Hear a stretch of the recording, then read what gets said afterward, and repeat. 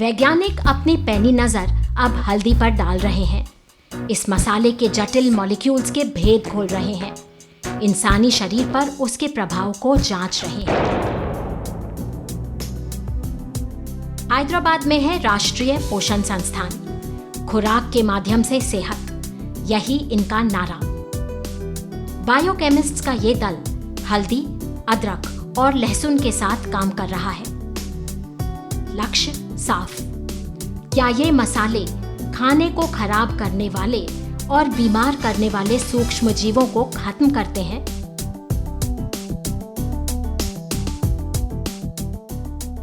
पोषण भरी प्लेटों में वो बैक्टीरिया और दूसरे सूक्ष्म जीवों की कॉलोनी पनपा रहे हैं। फिर उनमें डालेंगे मसाले।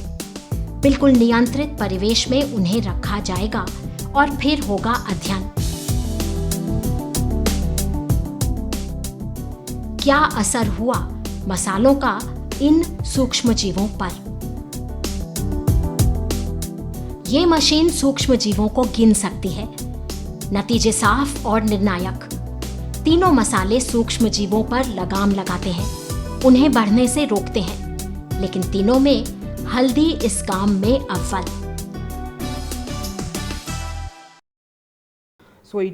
इसमें बैक्टीरिया और विषाणु विरोधी गुण हैं, इसीलिए अचार में बहुत मसाले डाले जाते हैं। ये एक तरह का खाद्य संरक्षण है। दुनिया भर के वैज्ञानिकों ने हल्दी में 100 से अधिक सक्रिय मॉलिक्यूल्स ढूंढ निकाले हैं। उन्हें अलग कर समझा परखा गया है। हल्दी को रंग और गुण देने वाले 3 मुख्य मॉलिक्यूल्स पाए गए हैं। ये तीनों कर्क्यूमिनॉइड्स।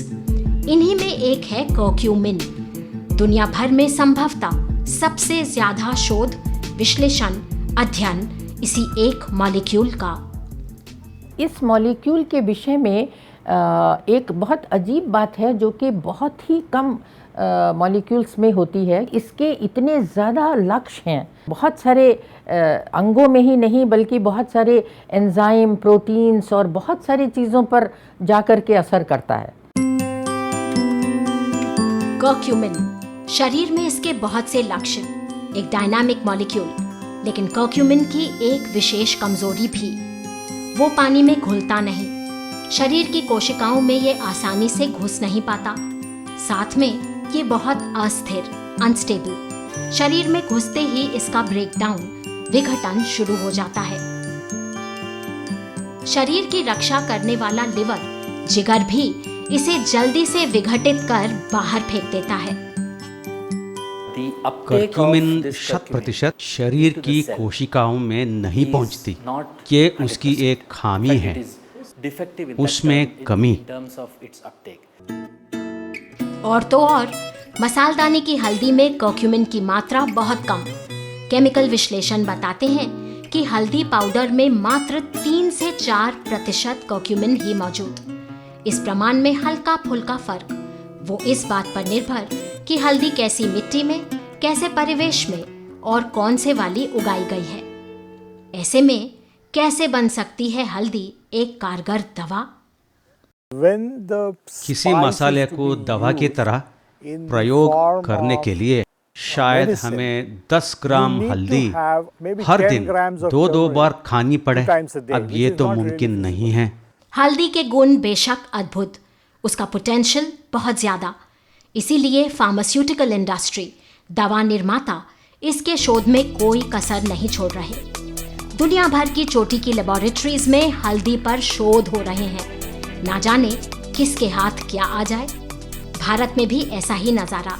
Indian Institute of Information Technology Allahabad, NIMHANS Bengaluru और Sanjay Gandhi post graduate institute Lucknow, 3 दिग्गज संस्थाएं एक बड़ी चुनौती के लिए साथ। क्या वो कर्क्यूमिन को एक ऐसी दवा में परिवर्तित कर सकते हैं जो शरीर के अंदर, कोशिकाओं के अंदर पहुंचे, वहां विघटन बिना रुके और काम करे?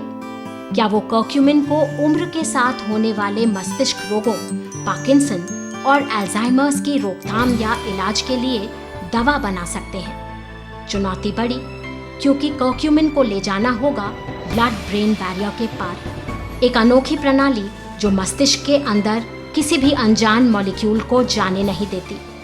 कर्क्यूमिन को भी पार जाने की इजाजत नहीं। उसके लिए अगर हम इसके साथ कुछ ऐसा मॉलिक्यूल जोड़ दें या हम कुछ ऐसा इसमें रासायनिक परिवर्तन कर दें मॉलिक्यूल में जो कि ये मस्तिष्क में पहुंच जाए, तो ये कुछ चीज़ों का ये लाभ पहुंचा सकता है। कर्क्यूमिन को पार ले जाने के लिए बहुत से अटैचमेंट डिजाइन किए जा चुके हैं। निम्हांस बेंगलुरु में बायोकेमिस्ट्री विभाग में हो रहे हैं परीक्षण।